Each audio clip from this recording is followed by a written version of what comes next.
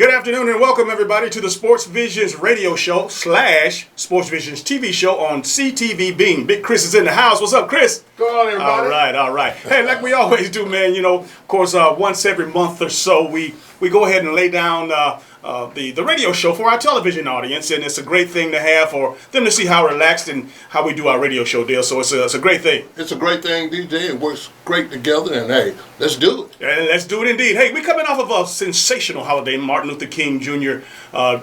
That special day was, of course, celebrating his birthday, and we had a day on Monday deal. And, of course, a lot of people were off, but the folks that obviously respected and honored Dr. King, they weren't off. Even though they were off from work, but they were still serving. That's right. Serving somewhere in the neighborhood, in the community, in the family, just doing your servanthood. You always want to call it servanthood leadership. Absolutely. And again, congratulations to Isaiah Crowell and the Feed the Crow Foundation. We had an opportunity to coordinate an event for him at the Safe House. Big ups to, of course, Pastor Eric up there, man, who gave away over 200 goodie bags full of all kind of toiletries, socks, T-shirts.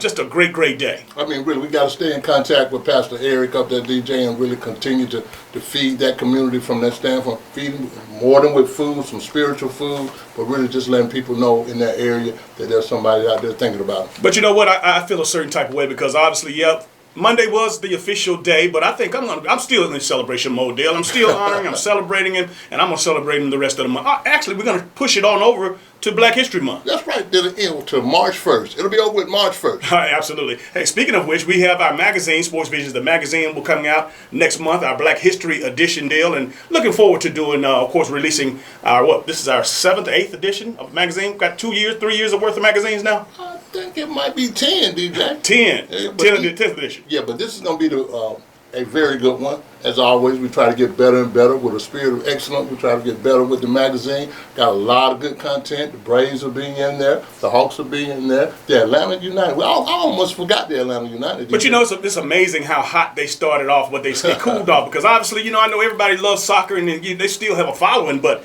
that first year breaking all the records says with the stadium, over Mercedes-Benz Stadium, man, it was phenomenal. Really, it was phenomenal, DJ. It was kind of hard to outdo something when you just won in your first year. You win a championship, and they won a championship. Thank God. I'm sure Arthur Blank is just really excited about that because really, he would have had a bad year, DJ, if they didn't win. Absolutely. Hey, man, we got a lot going on. A big show today. Got some great guests, including, of course, the Hall of Famer himself, Coach James Patrick. He'll be with us. The Chattahoochee Valley Sports Hall of Fame will have their banquet on Saturday night. That's February the 1st, and the newest inductees will go in, and we're going to have opportunity to chop it up with Coach about that particular part of it, as well as that we're going to go in. We're going to go get inside of his head, deal. We got to talk about all of those great Phoenix City teams that he coached over there at South Girard, and again, just the spirit, and of course how can I say this, deal properly?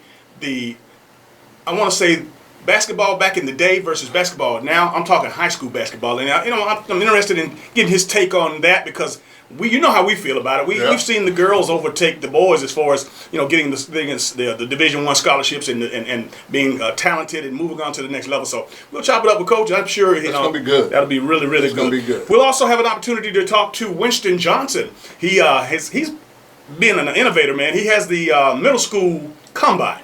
And that's coming up in a couple of months, and we're gonna chat it up with him a little bit later on in the show. But again, we got a lot going on. We got the Super Bowl in 2 weeks, Dale. And you know what? I want to make this announcement, but I want to make sure that I don't fool anybody out there. But we got something special coming up from Miami for Super Bowl next week. Hey. Something else special come from Miami. That's big, I wish we could go down and do our show down there, but because we had the opportunity when it was in Atlanta a couple of years ago. Right. Our good friends at Dugan's on Ponce, man, we had and all the folks in Atlanta that were from Columbus, they showed up and showed out. Well, DJ, I believe if you get down there early enough, DJ, you can work something out. We're just gonna speak it to existence, but we're going to have a show with some Super Bowl flavor, too. In addition to the Super Bowl deal, we got the Pro Bowl that's coming up. A lot of people have basically thought that game has fallen off, but, it's still a very, very entertaining event to me, and it's just as effective as the NBA All-Star Game, the Major League Baseball All-Star Game, and you got a lot of things that, I can remember growing up, as a little boy watching this. And also the other vets that are not there any longer, the fastest man in the NFL contest. Right. All of those other little things that used to happen. But again, got the big weekend, and they moved it over from Hawaii. It's in Orlando. That's right, in Orlando. And really, the skill competition will start tonight, DJ, and that's real good. But really, one of the big things about it, it'll be Sunday. But again, for as a competitiveness, I think old school, it was more competitive. Now, I don't know, DJ. And I think really a lot of those players are siding on the side of caution of getting hurt. Absolutely. But before we talk about all of that, man, let's go to the story that everybody and their grandmother has been talking about. We've been waiting on it. He was the number one pick. And, of course, he came over with a lot of hype, man. He finally got an opportunity last night to display his talents, and we just saw just a little bit of what of the greatness to come. Zion Williamson and down with the New Orleans Pelicans deal. He had an opportunity to play, had scored 17 straight points. Started out a little slow, which obviously, he's been rehabbing for all of these weeks, all of these months of the season. I didn't expect him to go in there and just tear it up, but kind of felt his way, almost like easing out from in the shallow water out into the deep water. And finally, in the fourth quarter, he broke loose. Yeah, he broke loose, DJ, and I think really they just made him hungry. But they're playing and siding on the side of caution with Zion. Really, he was on really a time chart, DJ. That you're gonna play 3 minutes here, you're gonna play 4 minutes here, but he can do the work, and I think really he is going to be the savior of the New Orleans Pelicans organization. I think Zion Williamson is Charles Barkley 2.0. He's Charles Barkley on steroids. He is bigger, stronger, faster, and again, it's just a matter of obviously him playing the game and his basketball IQ. But he handles the ball. We see how he doesn't have the ball. A lot of guys just have to have the ball in their hands to make things happen. He plays off the ball, and he's so explosive and so much bigger than those guys down. You see when he goes down low and bodies up, man, guys flying out like you're throwing them out the bar. But DJ, he did. Even in the time that he did play, he hit 22 points, went on a 17 points. Shooting spree at the fourth quarter. I think really he just showed a little taste of it, but really he is the savior of the New Orleans Pelicans basketball organization. He hit 4 3-pointers, 4 for 4, man. Again, if that part of his game is developing, and I like what he said because he says, hey, you know what? I shot well because that's all I could do for most of my training. So he had an opportunity to work on his 3-pointer. But if he comes in shooting anywhere near 40% from three, because again, you noticed a lot of the spacing. And guys wouldn't get up on him because I guess he blows by him so quick. But they gave him that 3-point shot. Yeah. And he made all 4 of them. He made all 4 of them, DJ. But really, his skills are intact. Like I said, the only thing I saw is that he looks a little heavier. But I think for him getting in game conditioning, I think when he gets in the game conditioning, and I really think that the doctors and the medical team are going to look how you feel today. And I think really jumping off that one leg and as powerful as he is, I think he's going to get better, man. But really, as a fan, I wanted to see him play. I wanted to see him finish the game, and I think the people in New Orleans does too. But really, it's a business decision too, DJ. I got to get some folks in these seats, and if Zion's not playing, I might lose some money, DJ. As exciting as I am, as big a fan as I am of Zion, and of course following his hype all the way from Duke, the bottom line is this. You kept him out this long, I would have redshirted him. I would have literally kept him out the whole year. And just, throwing him in right now, and I know that they say that they're only a few games from that 8th slot in the playoffs, but really? Come on, man. You are sacrificing your franchise. This guy is, he's going to be, he's the next big thing. No doubt, no question. And you're going to throw him out there, and I just...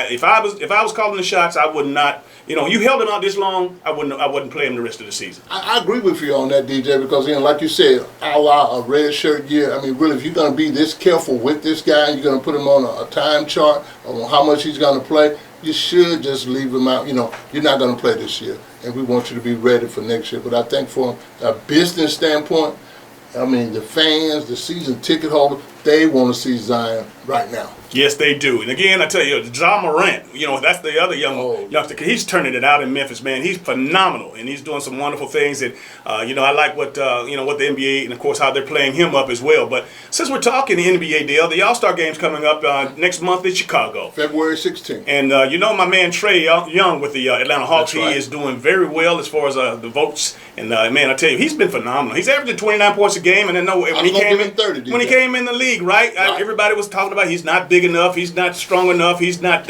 Man, this kid is phenomenal. And you know what I love about him is that obviously guys like he and Steph Curry, not that I'm mentioning them in the same name, but guys like that give parents give other kids hope, because here's a little string. This guy looks just like the other guy in the classroom. He's not no big specimen like Zion. I mean, he's just a little guy, man, but he's doing phenomenal things. He's shooting from the doggone logo at half court, and he's just.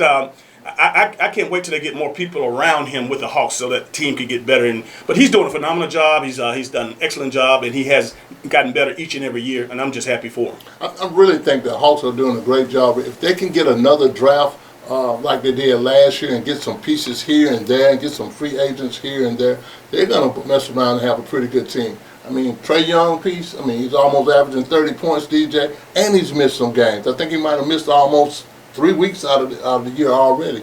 And I think they're going to get better and better. But I think just a little bit more help, man, they can be good. And really, I don't think they'll make the playoffs, DJ, but at the same time, they're going to continue to get better. And Collins, obviously, John Collins has the opportunity he had to sit out the first month of the year. Yeah. But as far as other intriguing players in the league, obviously LeBron James he's leading the league in assists. How about that? At assists, year 17. Year number 17, He's leading in the league in assists. Anthony Davis is back. You know, he had a problem. He had a contusion on his butt bone. But he came back. But, you know, I like the Greek freak, too. Yeah. You know, Giannis Antetokounmpo. The Greek freak. Say it, dear. You say it better than I can. Giannis Antetokounmpo. All right. Yeah. He's good. But he's phenomenal, man. He's showing that he can hit the three now. And he's 3 steps from the top of the key, he's at the hoops, if you're done. He's doing the Euro step. James Harden and that situation in Houston. Harden is phenomenal, man. I love him. He can shoot it, man. But I don't think that project's gonna work with, of course, bringing over homeboy from Oklahoma City. That's his buddy. Yeah, that's his buddy. But you can put Russell Westbrook on anybody's team. It's gonna impact it some kind of way. But James Harden leading the NBA, 36.9 points a game. That's big, DJ. And we just give him a 40, DJ. I'm gonna give him 40. Give him a 40 a game, and then off the court, Giannis, 30 points a game. Then you got Trae Young right at 30 points a game, and the Luka Doncic piece. Now that's got. I told you when the season first started, don't slip on him, and the unicorn is out there with him, because got the unicorn from New York. Yeah. And those guys are playing together, but he's 20 years old, Dale. 20 years old. He handles the ball like he's been around for the last 6 years in the NBA. But he was a kid playing pro ball overseas, so we see that why the development is where it is now. And really, man, the whole Western Conference, man, is developing these international players, and we don't know the players that well out there in the Western Conference. But at the same time, DJ, the NBA is solid, and there's parity all over the league. I think sometimes, I think the East might be a little bit behind the West with LeBron James going through the West, but for that international flavor with the players, and the international players, man,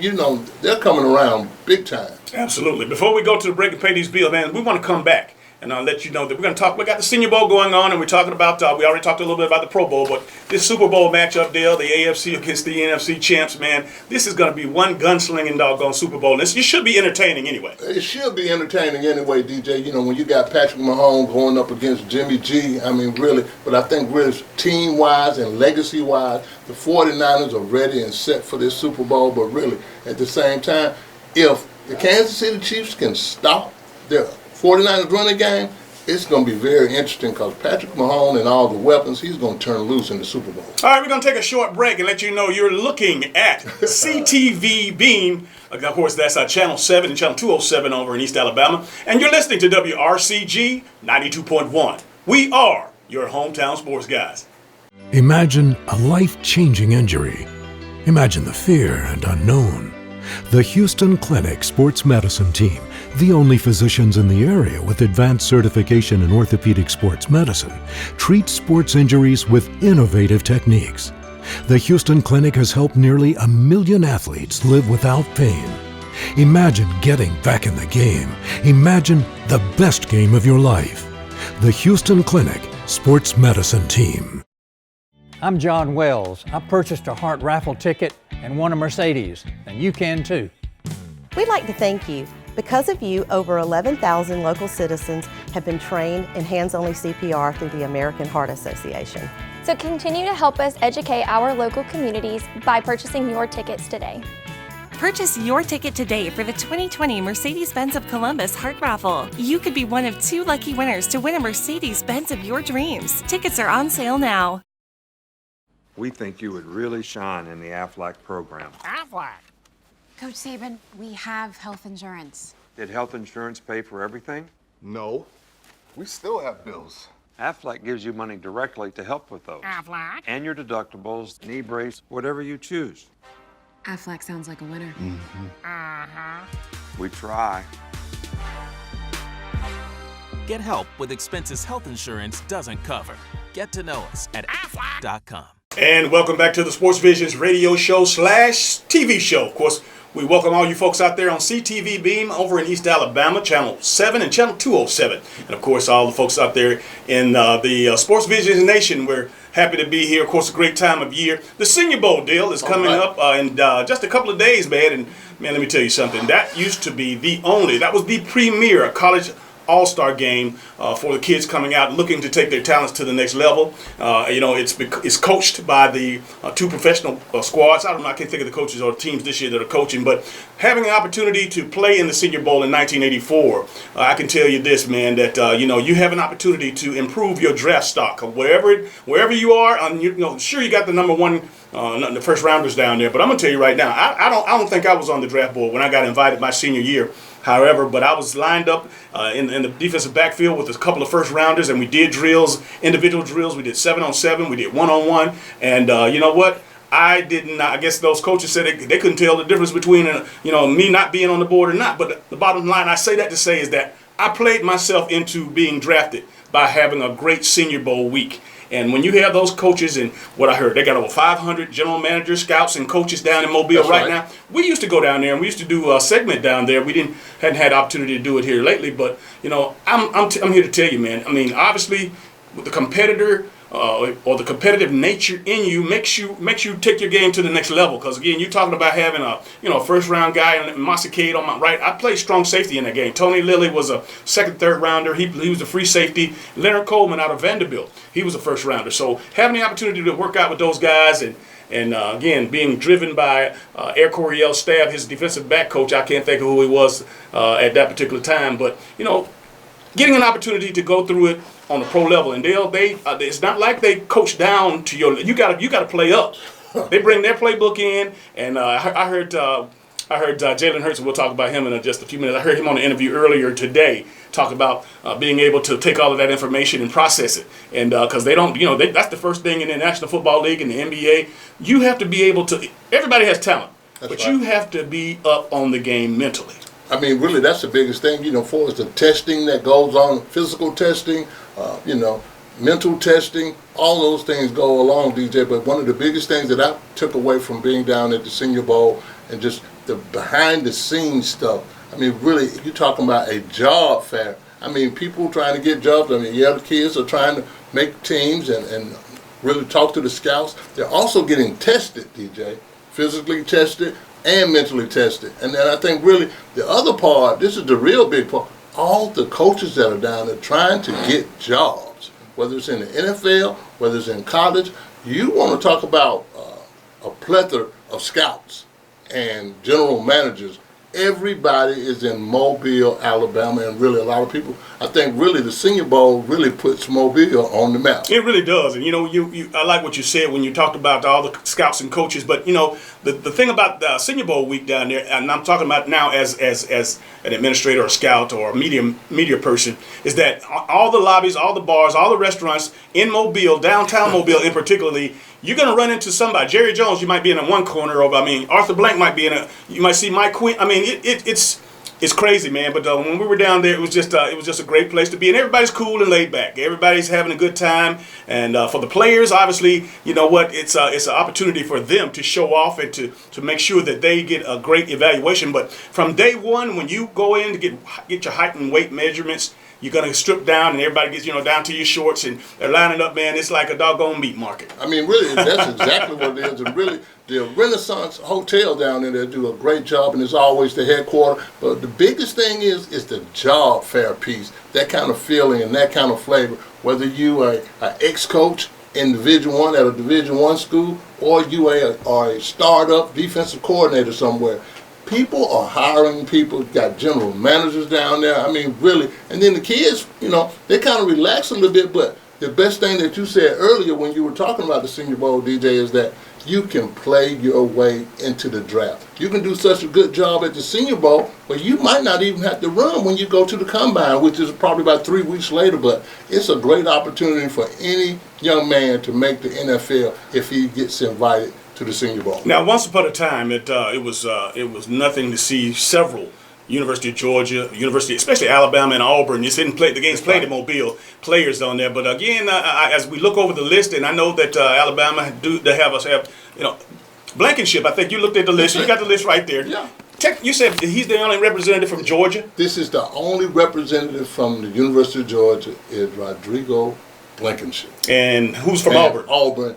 Watch this. Marlon Davis. He's the only one. He's the only one. Wow. What about Alabama? Alabama has like over 12 guys. That, Yeah. I mean, because really, it's almost a pro Alabama. Auburn. If you're from Alabama and you play decently, you're going to get an invitation from the Senior Bowl. Absolutely. And again, that goes to show right there. That's why there's so many players. I think 332 players out of the SEC in the National Football League. I mean, that's why you see us saying the SEC is the most powerful, the most dominant conference in America. And that's when you see, of course, the leaders of the recruiting. That's right. The schools from the SEC. That's right, man.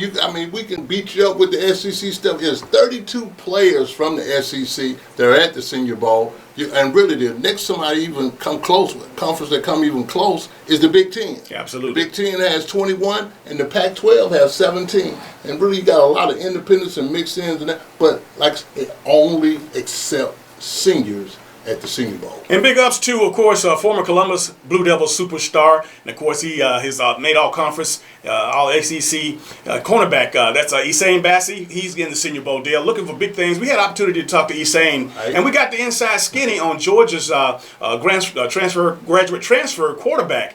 Jamie Newman, and of course, when you talk to a kid that has played with this guy for several years and plays on the opposite side of the ball, you don't get it any better than that. That's what you call straight, no chaser. A lot of media folks can powder it up or sugar it up, but you know what? When we're talking to Esain, who played quarterback at Wake Forest with Jamie Newman, he gave us the real deal. I mean, he gave us a real deal, DJ. But the Senior Bowl is a great opportunity for Esain in the respect that he played at Wake Forest. He did a great job. Made all ACC, but he gets an opportunity to perform in front of some other guys and some NFL scouts. I mean, really, the Detroit Lions. They got their coaching staff down there along with Tampa Bay. Okay, yeah, because usually they go with the teams that finish with the worst records in that. Right. All right, we're going to do this. We're going to go ahead and pay some bills. When we come back, we're going to have one of the legendary coaches in the Chattahoochee Valley. I'm talking about, that's right, the Chattahoochee Valley Sports Hall of Famer himself, Coach James Patrick. You're listening to WRCG, and you are watching CTV Beam. This is 92.1. We are your hometown sports guys. Hi, I'm Craig Rockenstein. I bought a heart raffle ticket and won a Mercedes-Benz. You can win one too. When you purchase a ticket for the heart raffle, you help save lives right here in our community.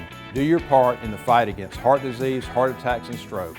Purchase a ticket for $150 and you could be the winner of an all-new Mercedes-Benz. Purchase your ticket today for the 2020 Mercedes-Benz of Columbus Heart Raffle. You could be one of 2 lucky winners to win a Mercedes-Benz of your dreams. Tickets are on sale now. For all of your tire and service needs, be sure to visit Complete Tire and Service, 3109 Victory Drive in Columbus. For your convenience, we have a 20,000 square foot state-of-the-art building, premium environment to the customer. For workstations, Wi-Fi, we carry Bridgestone, Firestone, Falcon, and Continental. Our managers have over 125 combined years in the industry. We have 24/7 commercial roadside assistance, DOT inspections, complete automotive services. Our phone number is 706-940-0982. Be sure to visit Complete Tire and Service, 706-940-0982. Hello, everybody. My name is Rosalind Murray. I'm the owner of Roz Cafe and Catering Services. I'm open 7 days a week for catering and only on Sundays for dinner. So you can come in on Sundays only to pick up your delicious meal.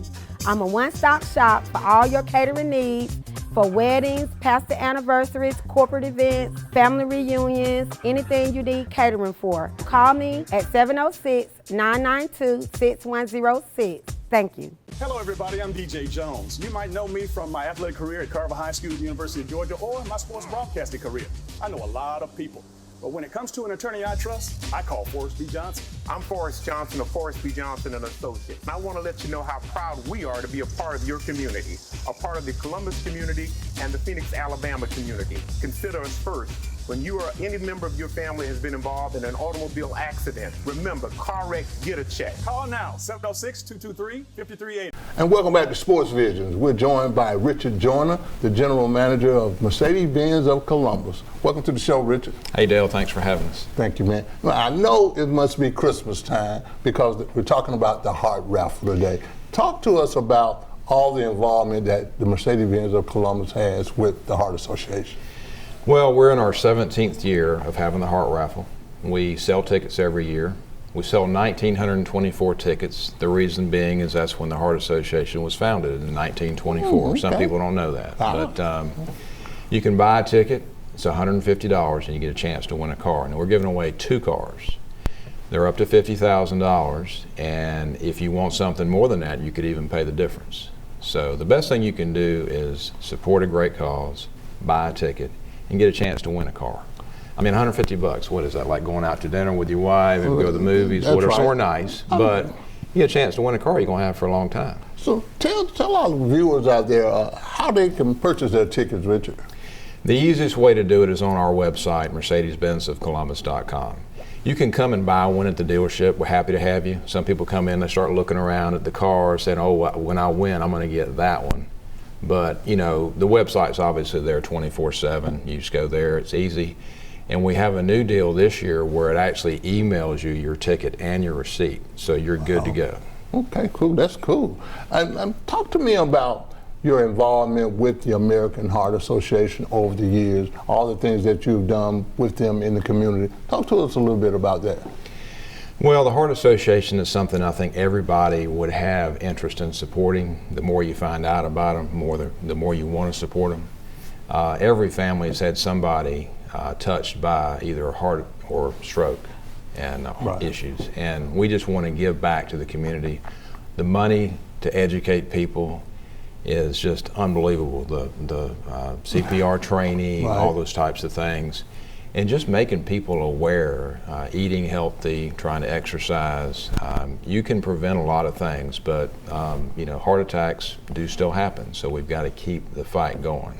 And you know, you mentioned something that's very interesting. It's not only about the heart attacks and the heart conditions, it also covers strokes. Absolutely. They go hand in hand. I mean, it's in fact, you know, strokes are more what they call the silent killer because you don't get as many indications about that possibility. So I think that there's a lot of research being done, and we just want to get it to where the next generation of people will have less to deal with when it comes to these health issues than what our current generation is. You know, speak to the profile, the kind of person that comes in and purchases a ticket or goes online, and really from the coverage area, how far out do you go? And you got people from Auburn to all the way Casita, Georgia. Some of the places where people come from to come in and buy tickets. You know, whenever we put them online several years ago, we've had people from way out of state buy them. Hadn't had anybody really that was that far away win one. We've had an Auburn winner last year, a lot of Columbus winners, obviously. But it's just a neat deal because people feel like that they have a true opportunity to win something. You know, if you play the lottery, maybe, okay, every once in a while you get a scratch off or something. There's only 1,924 tickets, and there's 2 winners. So the odds are pretty good, and people like to just come in, and it's kind of a dream thing too. They see a dream car, maybe then something they could get that maybe they wouldn't ordinarily buy. Right. So. Okay. Now let me ask you this. How old do you have to be to buy a ticket? Well, you'd have to be of legal age to contract, which is 18. Okay. So 18 or older, you can buy the ticket. Talk to us about the contract piece, because like just for me, for instance, I buy a ticket, I win. What are the procedures? What do I have to do after I pick up my ticket, I pick up my car? Well, you know, obviously picking out the car, and the interesting thing is the affordability of our cars. We've got several cars that are in the 30s, so that's a great price point. And obviously you can go up from there, but picking out the car you want, You know, we hopefully will have it there, but I brought in cars, I've ordered cars for somebody. Last year's winter waited like 2 months because he wanted to get something special, ordered a car. So we're very open-minded to the idea we want to make it special for the winter, and that's the way we do it. Now, there are taxes involved. Anytime you win something, you're going to have some tax. You got federal tax, I think it's 24% of the value of the car. Okay. And then you have your local sales tax. But what we do is we find a way to make it easy. Sometimes people will come in and they'll write a check for the tax. Now, if you like working guys like me and Dale here, that's right. We might need to finance a tax. So don't sweat that part. I've even had people trade in a car to cover the tax. So you just never know. We'll figure that part out. That's not hard. You know, you all are so nice about the situation by giving away the car. Even though you don't win a car, out of those 2 cars, you got some other things that you can do also. 10 people can get $500 gas card? Yeah, the final 10 get a $500 gas card. That's significant right there. Yes, it is. Yes, it is. But if you really wanted to just reach out to our viewing audience, tell them how important it is to pay this $150 to buy a ticket. I mean, because you got to buy a ticket to win. You got to buy a ticket to win. Now, what typically happens is we get in overdrive going into late December and in January. Most of the tickets are sold this time of year. A lot of people buy them for Christmas presents to give people stocking stuffers. And it's kind of a fever pitch, and everybody always thinks, oh, well, I'll just buy one at the last minute. I'll jump in there. I've had people think, well, if I'm the last ticket, maybe I'll be the last one that goes in, so I'll get the first one that gets pulled out. I mean, we shake that thing up so many times. That'll never happen. Right. But we don't ever like to disappoint people, and we have people that after we sell out, they'll call or come in and say, I'm here to get my ticket, and we have to say, I'm sorry, we've already sold out. Wow. So don't be on that end of it. Be on the, hey, I'm going to get in early, I'm going to get my ticket and get it now. And it's just a great opportunity. Tell our viewing audience what date it will be and where they can, where they can purchase their tickets. And, since y'all doing so much renovation, you might want to get an address again over at Mercedes-Benz of Columbus. Yeah, we're on Veterans Parkway, 7470 Veterans Parkway, right past the Whittlesey shopping area. We did a complete renovation. It's complete now. Love to have people come out and visit the showroom and check us out. It's so easy to buy the tickets online, but we'll welcome you in person if you want to come buy one there. And the date is? January 25th is when we're going to give away the 2 cars. And we'll have a nice event. You do not have to be present to win. We'd love to have you though. It's nice when you pull that final ticket and the person's there and they go crazy. But if you're not there, we'll call you. But the event will be at the dealership that day. It's on a Saturday, and we'll make it special. All right. There you have it. Richard Joyner, the general manager of Mercedes-Benz of Columbus. We'll be right back.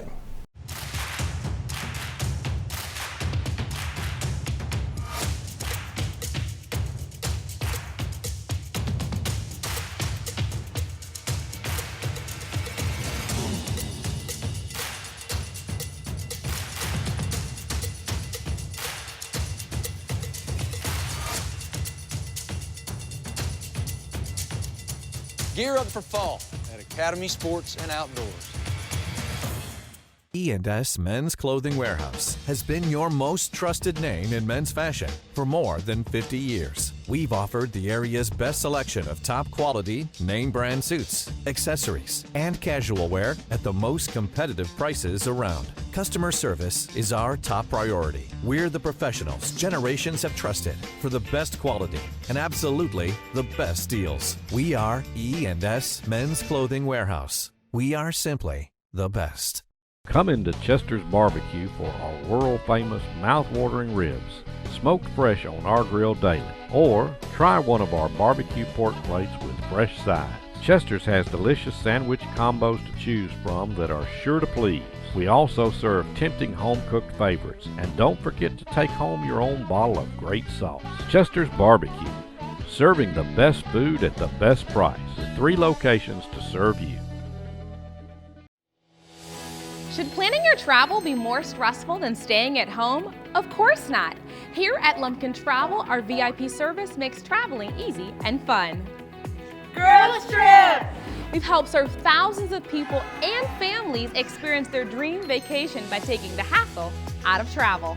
Thank you. We book your flight, reserve your hotel, and make sure you have a stress-free vacation so you can enjoy every moment of it. Thank you. We even help you choose different activities that you're guaranteed to enjoy. And the best part is, we find you the best price at no extra charge for you. Actually, 95% of customers save money and time by booking with Lumpkin Travel. So start thinking about your dream vacation. Wherever you want to go, whatever you want to do, we'll make it happen for you. As easy as 1, 2, 3. Call today or log on and set up your vacation of a lifetime with Lumpkin Travel, your travel agent for life. Hey, my name is George, and I love the Chick-fil-A grilled nuggets.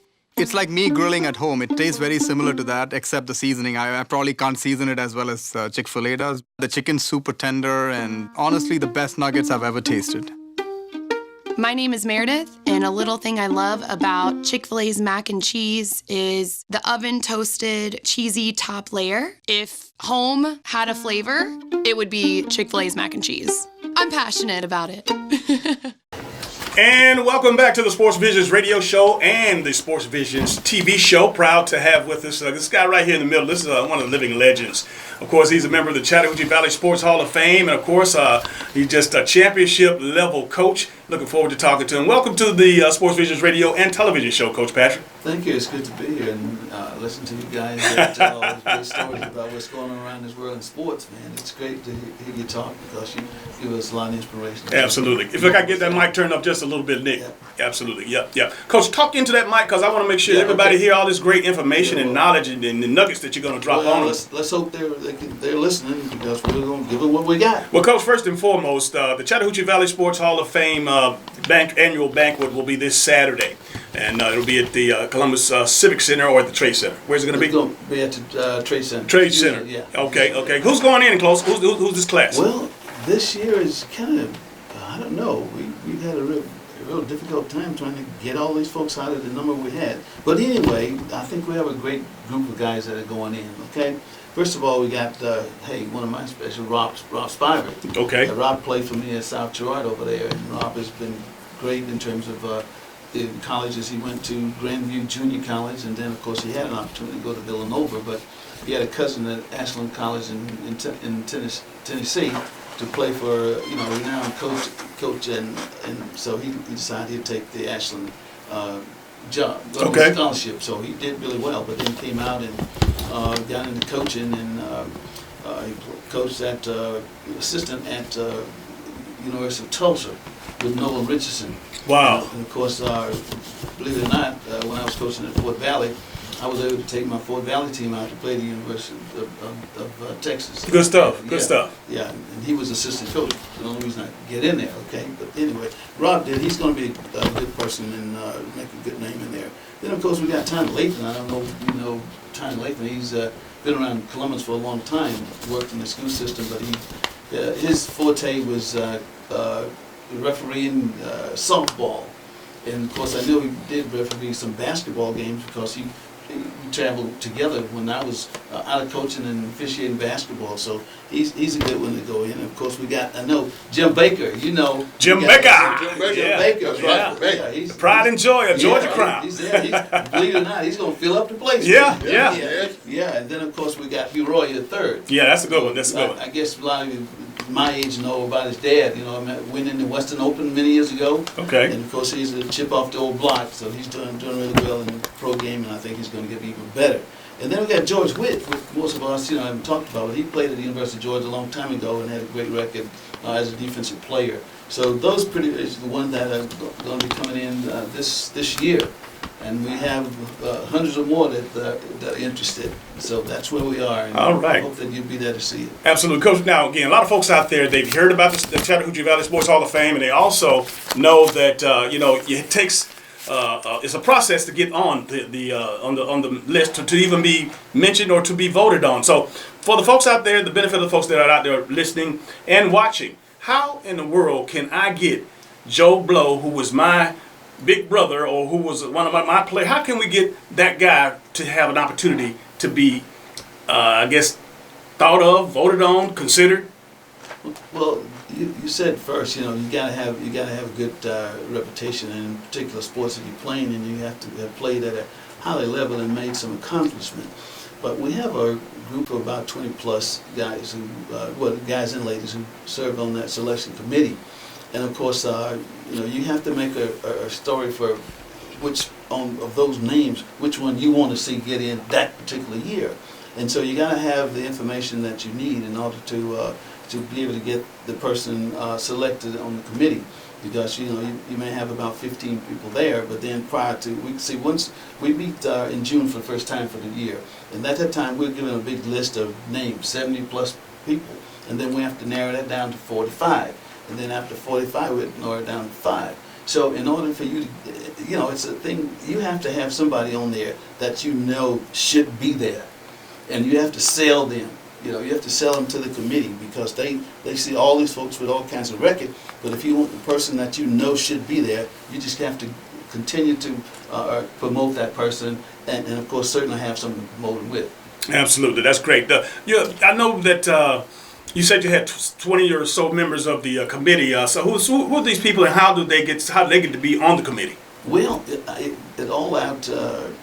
Somebody on that committee have to know that you'll be able to help them and to help the committee to grow. And so somehow, I guess if I call his name Bob Anderson, I think. So you have to be recommended by somebody on the committee. Bob Anderson knew me from my years in Phoenix City and Columbus. So he did, recommend me for the board, and I was selected to serve. And I've been on it about 8 years now. Yes, indeed. All right, Coach, looking forward to, of course, a wonderful induction service, and congratulations to the newest members of the Chattahoochee Valley Sports Hall of Fame. All right, Coach, let's go. I'm going to get the elephant out of the room, because you have been around and you have developed and coached some of the greatest players that have come through here. And I want to talk a little bit about the game today and the game of yesterday. Coach, once upon a time, this was a basketball haven, and then we had, it was no problem for players to leave here and go on to the next level in Division I. But we're not seeing that right now, Coach, and we haven't seen it in quite some time. And I just wanted your thoughts. Why is that? Well, it's probably, I think the main reason is that we don't have coaches who have played the game that are coaching in our school systems. Okay. Talking to that microphone, man, because I want to make sure these people hear you. What your opinion is? We don't have coaches who have come from that background. We have a lot of coaches that get jobs really because there's no one else in the system to coach. But if you have coaches who have had that background, they played, then they can come in and kind of share what they know with the players. But if you don't know nothing, you don't have anything to share. So you just about have a lot of guys or girls out on the court, and the main thing that you do is you got to put 5 out there if you're playing basketball.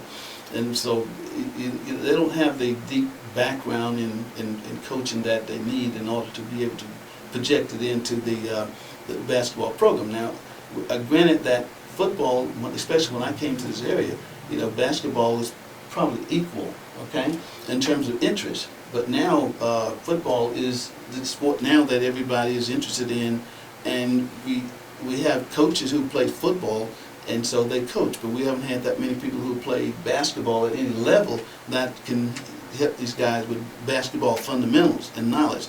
Because if you don't have the fundamentals, you're just not going to play very well. Coach, I want to ask you a question. I want you to give it to me straight, no chaser. I'm old school, and I know the talented players that have come out of this area, Division I players, from the Gary Wilsons to the Tim Johnsons to the Abraham Menifees, all these guys that played for you over at South Jerome. The talent level, what's going on with the talent level around here? Because this is nothing. We got players from the past, and now it just seems like we don't have those caliber players around here. It appears to me that the interest in playing basketball, especially, that's my forte. That you don't have players who, they play it year round. Okay, I know now that they have AAU.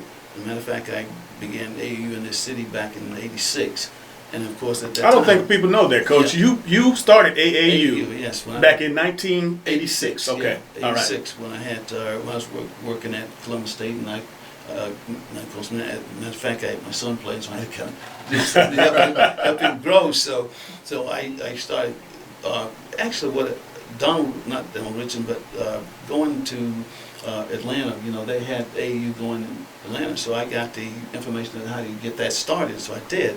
And of course, it was a great opportunity. We had a lot of good players on it at that time. And matter of fact, we came second in the state, and had an opportunity to go. At that time, we used to play the AAU finals in Seattle, Washington, but we didn't play because we didn't have money to fly to Seattle, Washington.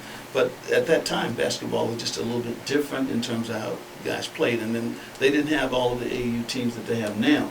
And then, of course, all the AAU teams don't have coaches that have the deep background that can teach those little fundamentals that you need in order to play high-profile basketball.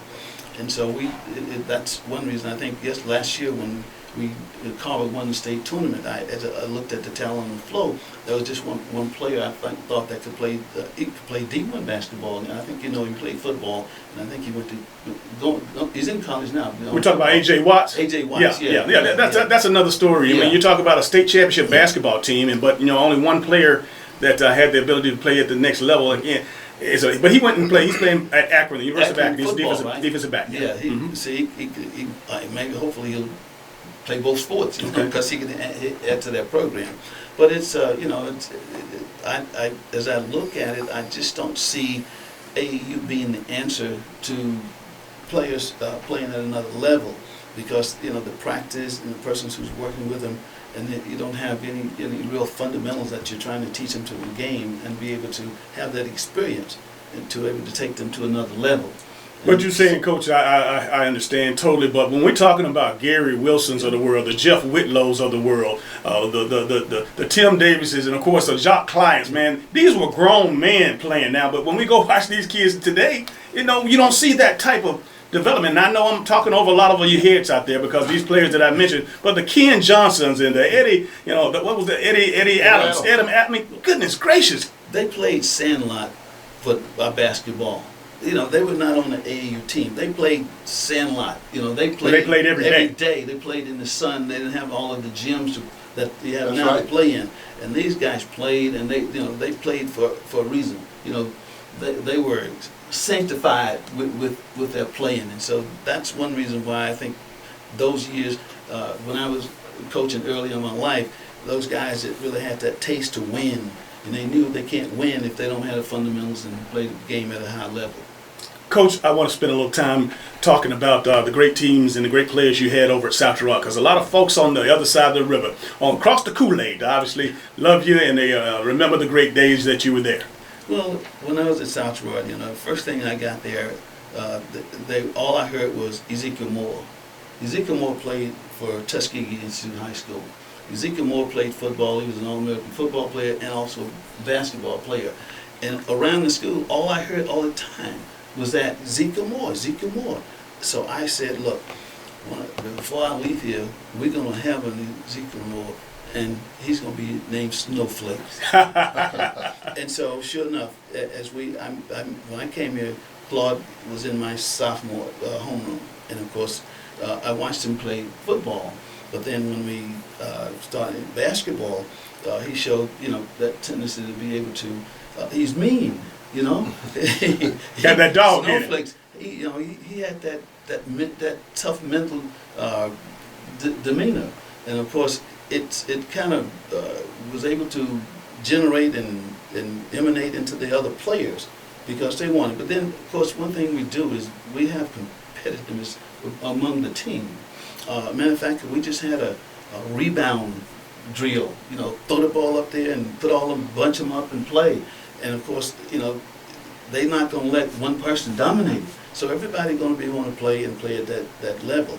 And of course, you have to be real. You have to just look at players and know where they fit into the players. You probably mentioned Amos Herring. Amos Herring is in a P class. Famous Amos. Yes. And coming up that next year, I had to get me a point guard. And so I had to have a point guard who can shoot down front, And so I got Amos, come on on the floor and let me see what you can do. So he went out there and hit about 3 or 4 jumpers from about 20 feet out.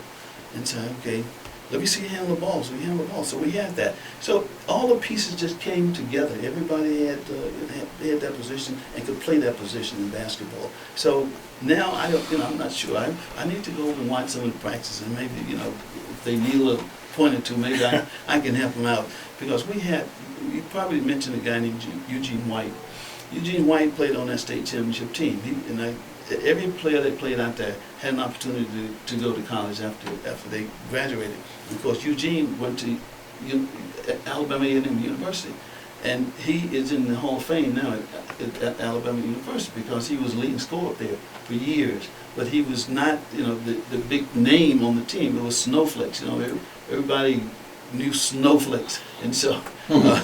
And I wanted to know, where did we get that nickname? He goes up so high and he come down so soft. Coach, you made mention, Coach, before. You said maybe because guys that are coaching now, they hadn't played the game, so it's something lacking as far as developing the players. But when you talk your credentials, you came up. A lot of folks see you and they know, okay, this guy looked like an athlete, but. Coach, this is an opportunity to let folks out there know on television as well as the radio, know that your background, your athletic background. Well, look, it all started in high school, really, to be honest, because... What high school, Coach? Well, I was Robert Hatch High School in Uniontown, Alabama. Well, I went out for basketball, and we had a coach that did not play the game, okay? But he lived in Montgomery, and he came to Uniontown to coach. He knew that he didn't know a lot about basketball, and I don't know what he saw in me, but he brought me a book on basketball from Montgomery, okay? So I had this book that I could read, and so at 15 years old, I went to New York. Couldn't work, but I went, and I used to go out to Kutcher's Country Club in Monticello, New York. Bob Cousy at that time was running a camp for that country club. So I go out there, and of course at that time it was, no brothers were there, No soul brothers. No soul brothers was there, Bob, he had all these kids who parents were rich and could afford to send them to that Bob Cousy basketball camp. So I sat there and I watched Bob Cousy in terms of what he was doing, fundamental with the kids, and it just stayed with me. And then after that, after he left it, Willis Reed came out and started. So every year I started going out 15 years old to those camps and just learn what they were doing and put it in practice when I was able to go. Now in college, I played at Alabama State and I played for all 4 years. And I know that in my last year, our coach was on one Saturday morning, we were getting ready to play Tuskegee, and we had a little warm up, and they were sitting around. And the coach said, asking what kind of coach you're going to be. So he got to me. He said, Patrick, what kind of coach are you going to be? I said, Coach, I'm going to be a good coach. And he said, get up and get out of here. So, so he put me out of the gym, okay? And so that night, I thought I was not going to go. But when the kids came and said, Coach, you better be at that bus at 6 o'clock, okay? So I went and we played Tuskegee. And so I've learned it from fundamentals, and that's what has been my salvation. So when I got into coaching, it's just a matter of, I read all the books that you can find on coaching basketball. So I did it. You have to work in it, and if you've had that experience, then it's better. But to read about it and never have experienced it makes it a little more difficult. Coach, you got a couple of minutes here, and I know that, as an All-American or an All-Star athlete, of course, turned a Hall of Fame coach, you're also an author. Take the next few minutes to talk about your book. Well, many years ago, when I left Columbus and I went to Tuskegee as superintendent of Tuskegee. And of course, I stayed over there. As a matter of fact, when I went over there, I always said, I will be here as long as I can make a difference. And so at one point, I didn't think that I could make a lot of difference. So I had reached, a goal for myself. So I was working at Troy University at that time. I got a job as a professor of laws at Troy University. Coach, I'm going to make an executive decision here because we've got to pay some bills. So we're going to bring you back, but I got to take this break and let you know you're watching CTV Beam, and of course you're listening to WRCG 92.1. We'll be right back after this. Imagine a life-changing injury. Imagine the fear and unknown. The Houston Clinic Sports Medicine Team, the only physicians in the area with advanced certification in orthopedic sports medicine, treats sports injuries with innovative techniques. The Houston Clinic has helped nearly 1 million athletes live without pain. Imagine getting back in the game. Imagine the best game of your life. The Houston Clinic Sports Medicine Team. I'm John Wells. I purchased a Heart Raffle ticket and won a Mercedes, and you can too.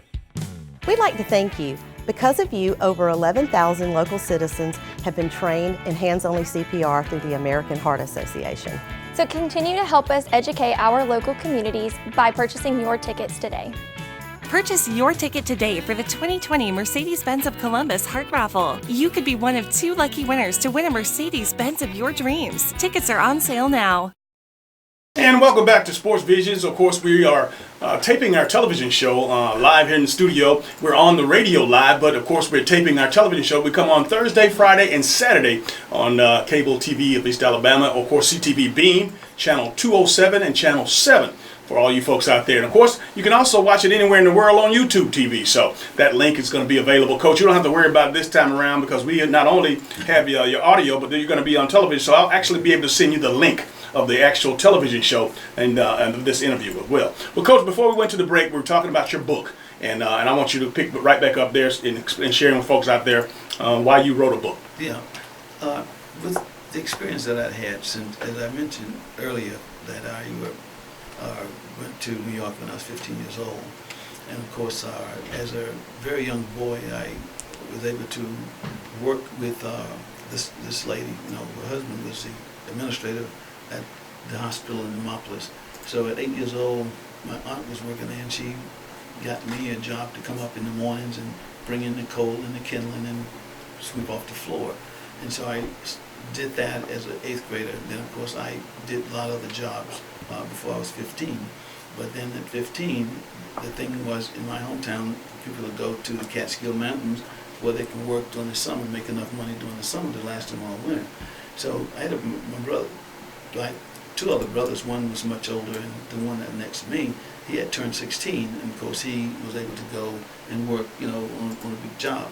But we had been together since, you know, birth and played together and all this sort of stuff. So once he left in the summer, I told my mother, look, I want to go too. Well, she said, well, you can't go. I can't afford to send you. Go talk to your daddy. So I went and talked to my daddy. My daddy said, I can't send you. Go over there and see Pete Counter, and he'll let you have some money. So I went over there. I borrowed $100. I headed to New York.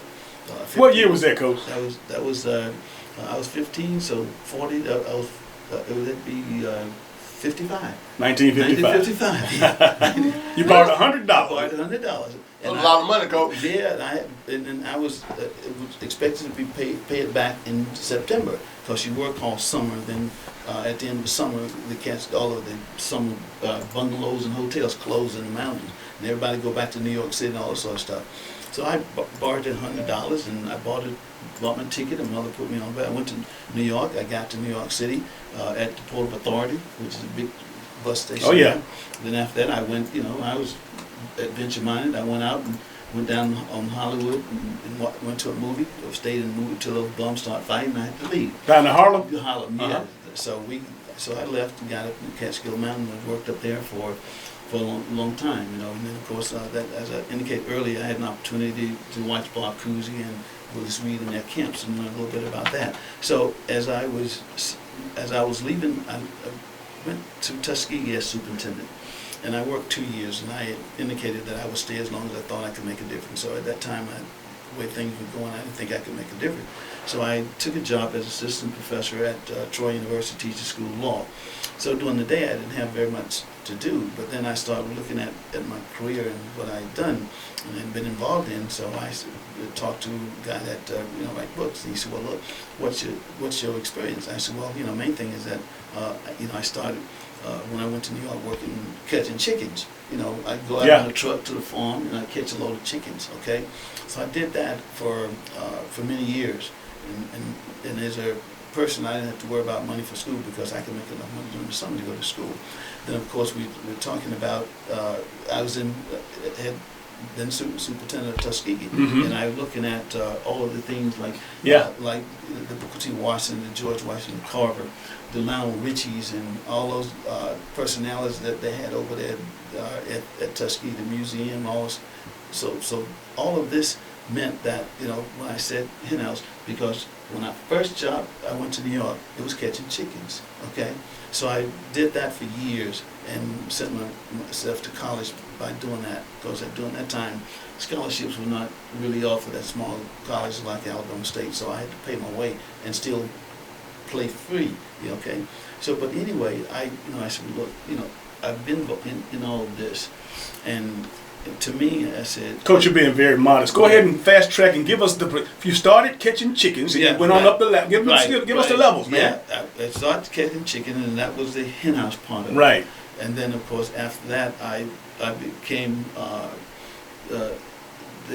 Don't be shy. Run off those doggone those positions, man. Yeah. So I come on, Coach. Superintendent, I was, well, actually, man, I tell you, it's so much in my head about all of this. Yeah. It's to say from the hen house to the penthouse. Well, the hen house, as I mentioned, Katie, that made my living to send myself to college, working in the hen houses, catching chicken, okay, at a poultry market. Then, of course, at my professional career, it didn't end, but it sort of connected with going to Tuskegee as superintendent, because I could have stayed here as assistant superintendent, and hopefully one day I would have been superintendent here in Muscogee County. But here was an offer to be superintendent at this time, and of course going to Tuskegee, like I say, you had all the personalities over there that made me feel that I'm working in a place that I've gone from catching chicken to now superintendent of a county that had all kinds of personalities over there. Like I said, with Lionel Richie, George Washington Carver, Booker T. Washington, and all these sort of folks. So I said, I just need to put this in writing. So I just sit down every day and start writing about when I was first had start working, and then of course followed that from all the time. All my coaching careers, I had an opportunity to work for Coca-Cola. I was the first black to wear necktie to work at Coca-Cola. Well, that's what I'm talking about. Yeah, let the folks know, man. I worked for the OEO. I was an urban program developer. I wrote the first Head Start program that they had. Okay. And lives on. And then, of course, I went back and to start coaching because I had a career in South Georgia before all of that, and had a lot of success because it just all started unfolding. My career, whatever it is, I was blessed because everything that I wanted to do, I did. That's right. Okay. That's and right. I just being I guess a religious person as I am, God opened all those doors for me, and some of them I opened and I left, but then when I closed when I came back. For example, I was assistant principal before I left here and went in coaching, but when I came back, I had another assistant principal job waiting on me. So we went from assistant principal to assistant superintendent to superintendent. That's right. So I've been blessed in terms of my career, and it doesn't take any magic. It takes endurance, it takes perseverance, and you have to just know what you want to do and do it. And once you do it, if it's not really what you want to continue to do, you have to be able to have a door open that you can walk in and be able to continue with your career until it's all done. Coach, we certainly enjoyed having you here, man. I tell you, you shared you dropped that knowledge on it, but more importantly, the fact of the matter is, the state of today's player versus when they were playing back in our time. Again, grown man status being developed versus the kids are just not physically as big or as fast as they were back in the day. But I want you to leave making a comment with regards to the physical comparisons of kids today, basketball players, high school basketball players versus when we played. Well, when I began my career in coaching, we taught kids to play tough. They pushed to shove, to grab, to hold, okay? But as I continued in my coaching career, I began to see players who thought that coach was being too hard on them, and we had also had parents thinking that you're giving my son a hard time. But the thing is that they have to get a hard time. They have to see it tough. You have to be tough, and then of course if you're tough, then you're going to make players that are tough. But if you're softy, you're going to have players that are softy. I know exactly what you're saying. Yeah. So you have to coach the way that you want your players to do. And then, of course, if you had the background, you know what level you want them to go to. Now, I know you can have success without ever playing the sports, but if you have, then you know the integral parts that goes with that. you know the depth which you have to go to in order to be great at what you're trying to do. So that's the story in a nutshell. That you can go from the hen house to the penthouse. It's just a matter if that's what you really want. Still on them chickens, then. Yes. Hey, they made my life, man. I understand. I started catching those things when I was 15 years old, and I caught them. As a matter of fact, when I started teaching in Phoenix City at South Girard, even when school was out, I went back to New York to catch some more chickens. I got okay. Hey, it worked out. I got a question for you. Sure. I can't let you get out of here like you. You know, me, DJ and I, we're big on kids playing multiple sports: football, baseball, basketball, track, whatever. You know, and you mentioned Snowflake playing a little football and basketball. And ran track. And we think that's good for the kid. What was your policy about a good football player that could play basketball too? Did you have any conflicts? But what was your rule about a player that a multiple talented athlete playing basketball? I didn't have any quote rules for that situation. It was left to the player. If the player wanted to play football, was a good football player and wanted to play basketball, I want him to play basketball, especially if he has the skills. And then, of course, if he wants to be in spring sports, I know that you usually have football practices during the spring, but if they want to, participate in spring sport, they could participate in spring sport. So it was using your talent, and because if the person has the talent, it doesn't matter that he played basketball and played football as well. That is going to interfere with his game in any way. Because if you look at some of the guys that have played in the professional league, where they played football and also played baseball, especially. And so it's no problem. I never had any problem with guys that want to play football and then play basketball. It's just that since they said that, I know South Girard was playing Spencer, okay, and Spencer I think was leading quite a bit. But anyway, Claude English, the one who we talk Snowflakes, picked up a fumble. Spencer was on the 5-yard line, and they fumbled the ball on the 1-yard line.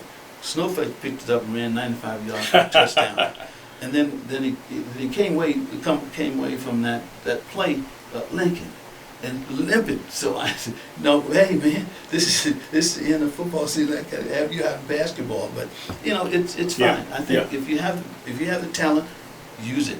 You Absolutely. never know which one of those sports is going to really be the thing that you're going to do after it's all over. Well, Coach, we certainly enjoyed having you here, man. And I tell you, you know what?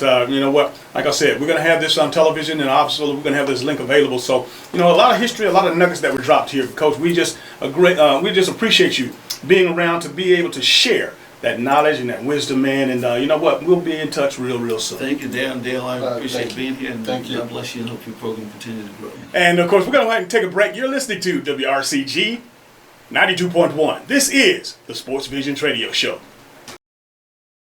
Hi, I'm Craig Rockenstein. I bought a Heart Raffle ticket and won a Mercedes-Benz. You can win one too. When you purchase a ticket for the Heart Raffle, you help save lives right here in our community. Do your part in the fight against heart disease, heart attacks, and stroke. Purchase a ticket for $150 and you could be the winner of an all-new Mercedes-Benz. Purchase your ticket today for the 2020 Mercedes-Benz of Columbus Heart Raffle. You could be one of 2 lucky winners to win a Mercedes-Benz of your dreams. Tickets are on sale now. Welcome back to Sports Visions. Dale, I have an opportunity to talk to Coach Patrick, man. Brings back a lot of memories. And you know what? It was no shade to be thrown on the players or the coaches today. It was just different. I know when we talk about just the physicality of it and the development of players like Gary Wilson, and I mentioned, of course, went off to Southern Illinois, and you talk about, over at Baker, Jeff Whitlow. He ended up going to the University of Detroit. That's right. I mean, these were phenomenal guys, and again, like I said, these were grown men. I mean, and when you went to the games back then, they played at another. They looked grown.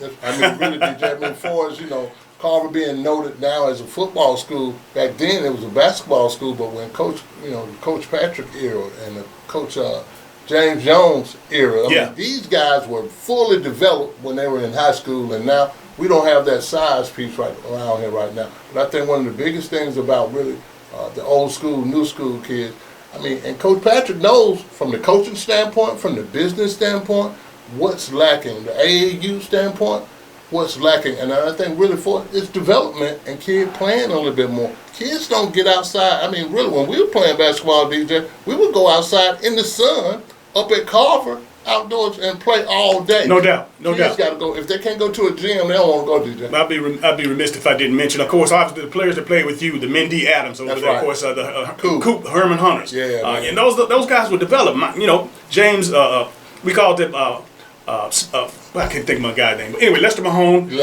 Marshall Archie, Harold Jordan. I mean, it was even the late man, Swan, yeah. James Davis. That's why I was like, I know, because James, I mean, these were grown men, dude. I mean, but again, hey, you know, times change. But it's development.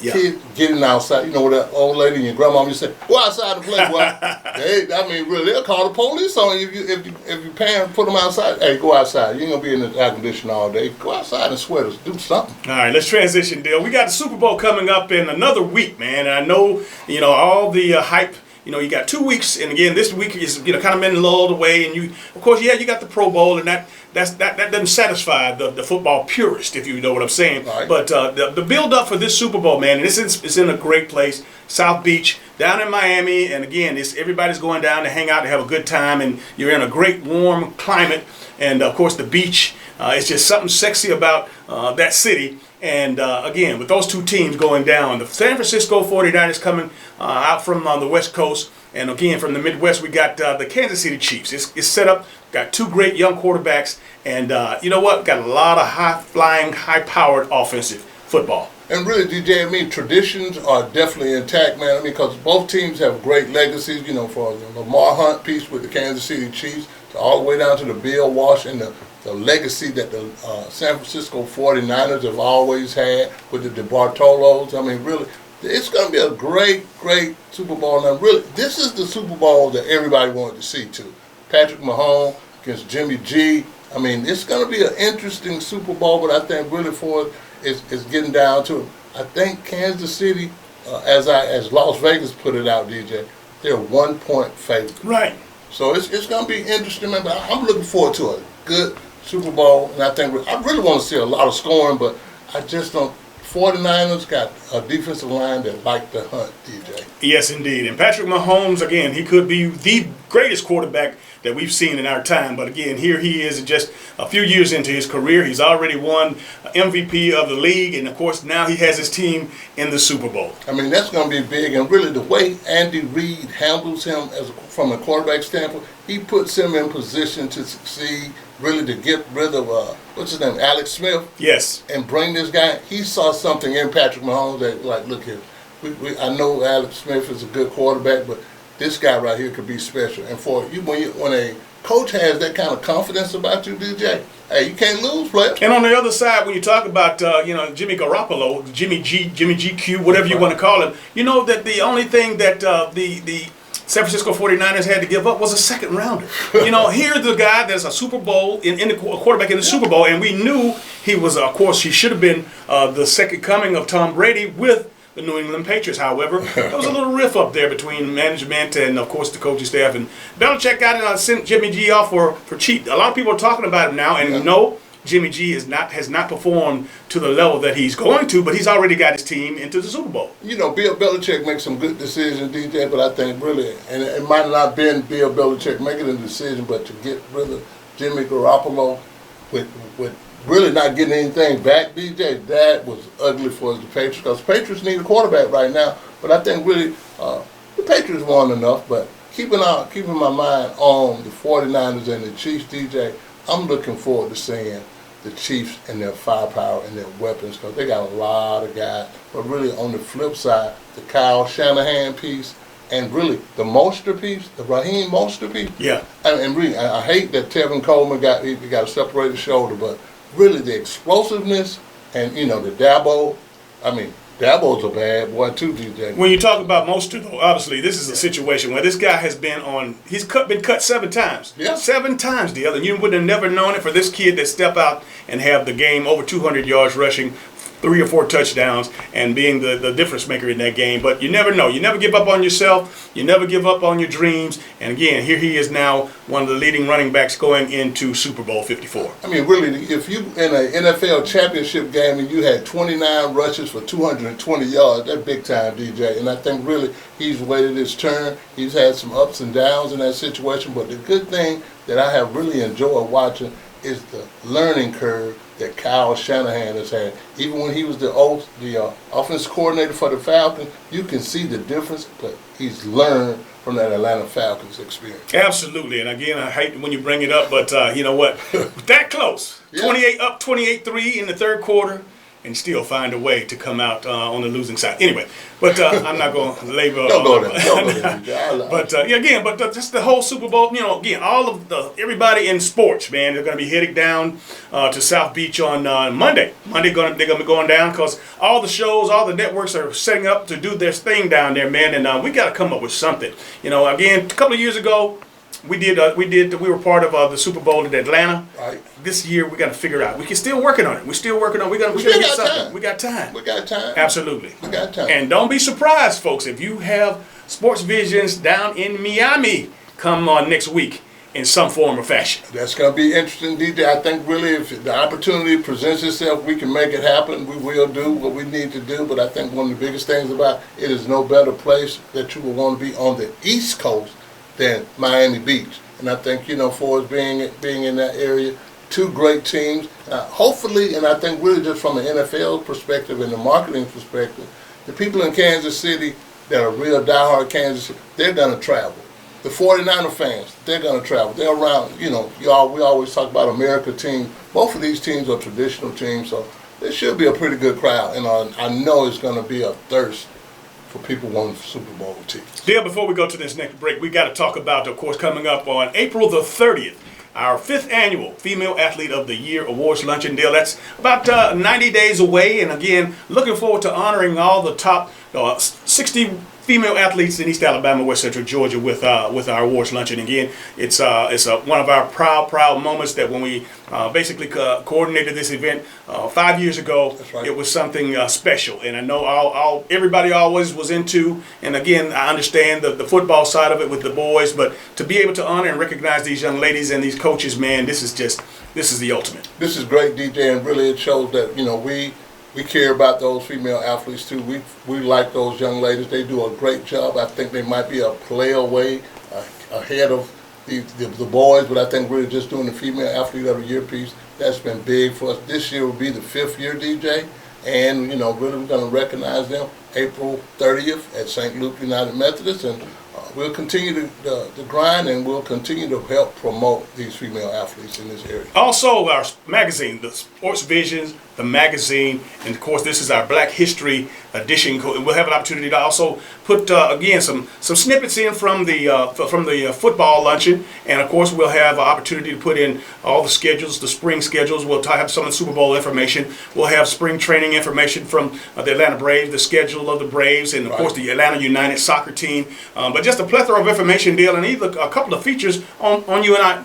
And of course, how we started Sports Visions. I really, DJ, I think that's going to be the interesting one, because all the questions that I get and the questions that you get, maybe we'll answer those in this magazine, you know, really doing in our bios. But I think one of the big things about it would have some great information in there that would be pertinent all the way through football season. All right. Okay, for our television folks, we're going to be letting you go. Of course, we're going to have an opportunity to continue with our live radio show. But all you CTV Beam viewers out there, we appreciate you. We love you. And, of course, our WRCG 92.1 listeners, you're listening to WRCG 92.1. We are your hometown sports guys.